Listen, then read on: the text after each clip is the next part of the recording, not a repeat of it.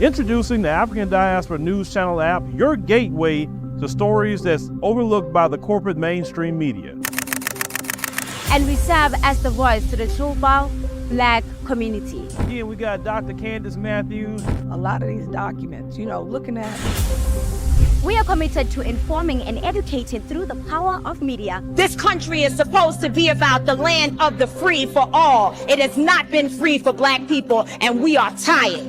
With our platform, we're helping to end injustice by exposing it. Join us in standing for excellence in journalism and serving our community. Download the African Diaspora News app today. South Africa is back under the white monopoly rule where it belongs.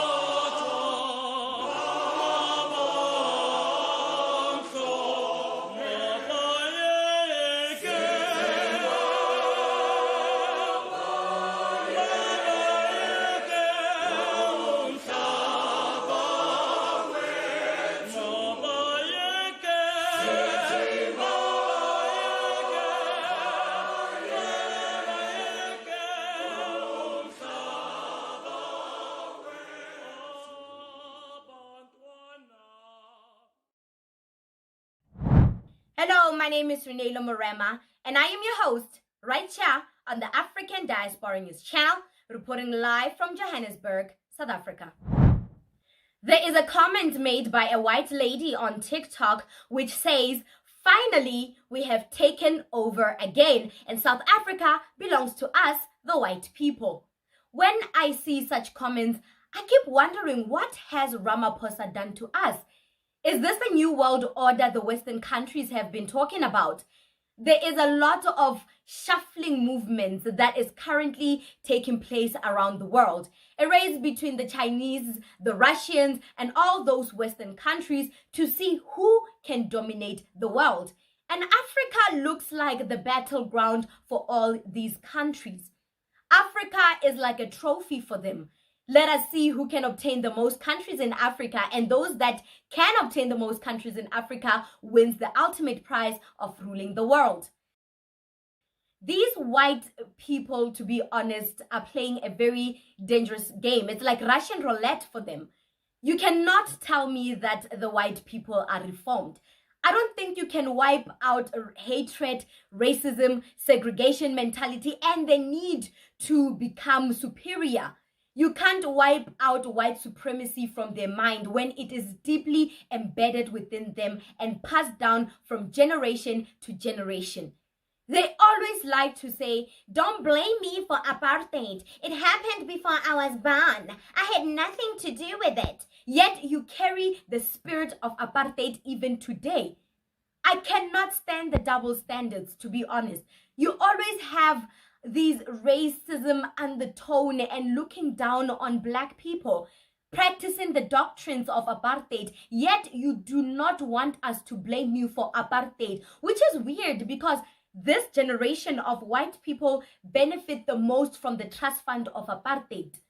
The currency of whiteness is compliance.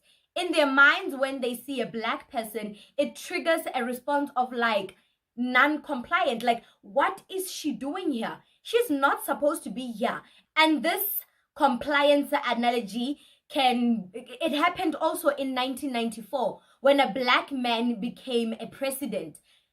I'm sure in their mind when they saw Nelson Mandela as the first Black president, they're like, they're not supposed to rule. They are not supposed to be free. Hence, there is this resistance to let Black people in power. Hence, the DA fought tooth and nail to be where they are today. Hence, they are still fighting so hard to not let EFF and MK in this government of national unity, because they can't let Black people be in power. They aren't going to be ruled by an inferior species. That is how their mindset operates. That is what is in their mind. The DA represent people like this lady that believes white is superior, white is efficient, white is better, and if it is not white, it is not right. There are a lot of racist people within the DA party that we have led in parliament. People that think they are here to take back what is theirs. They believe they can infiltrate the ANC from within its walls and break them, and Ramaphosa is letting them. A lot of white supremacists depend on DA for protection, and DA is here to fulfill that mandate. It is here to fulfill their interests, nothing more and nothing less. The DA, which has been supported by outsiders, by the Western private sector power, collaborating with private sector power in South Africa, has now been able to move its way into a ruling coalition with the ANC. The DA is anti-BRICS. It is pro-Zionist, and they represent the colonizers' class and colonizers' interests, and their clear intention is to revive and restore colonial control by any means necessary or by any means available to them. These little comments that we are seeing, these little racial jabs that we are seeing, it is a cycle to learn from how the DA operates. And the fact that the DA would allow racist individuals from their party to be in parliament to represent us says a lot about their policies and how viciously they will implement them if we are not careful.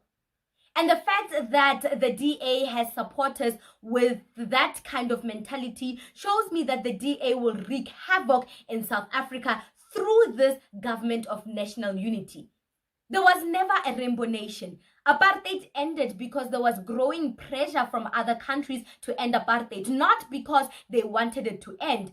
And comments like that are proof that we were never a rainbow nation. It never existed. It was an analogy sold to black people so they can be compliant to white supremacy. They sold us lies, and we rode on that wave of lies while they plotted and schemed on ways to get back the country. Those waves of lies served as a distraction as they schemed their way into parliament to get top positions so they can steer South Africa towards their Western allies. You guys think Zimbabweans and Nigerians coming into the country is our main issue? You think load shedding and water cuts are our main issue? That is just nearsighted thinking Ramaphosa and the DA sold to us during their manifestos and the election campaigns. I wouldn't be surprised if Ramaphosa intentionally increased load shedding to make way for the DA and the West to take over and make it seem like they are the heroes here to stop load shedding and corruption of the ANC, amongst other things, when really they are here to aid in the new world order that is currently in formation. And to make sure that when the world order comes to life, South Africa will find itself on the side of the West. The same West that endorsed apartheid and enslaved us. So the DA is here to make sure that when this world order comes to life, we, South Africa as a country, we must find ourselves on the West side. It is a very deep, deep war that a lot of people are not aware of. You guys, I understand that maybe you voted for the DA party because they are so efficient when it comes to solving power cuts and water cuts. They are very efficient when it comes to that. I did mention in my previous segment that I live in a municipality where the DA is governing us. And let me tell you, rest assured, whenever there is a water outage, they update us and they restore that immediately. Whenever there's load shedding, they load power cuts or uninterrupted power cuts that was unplanned or planned by maintenance, they let us know and they fix that immediately. The service delivery, like I mentioned, is impeccable. Our rubbish bins, our areas is always picked out clean. The streets have little potholes because of the DA government, but that is just a strategy to smooth us, that when they take over the country, they can let in the Western people and they will leave us in poor state that they found us. We will be so marginalized that we won't even have a voice anymore, because the West would have dominated us and taken everything from us, because we as the black people, we decided to give their votes based on the fake work they're doing within the municipalities. What do you think about this segment? Comment to us in the comment section below. Don't forget to like and share the broadcast. Subscribe to our YouTube channel. Hit that notification bell so you don't miss these groundbreaking conversations right here on the African Diaspora.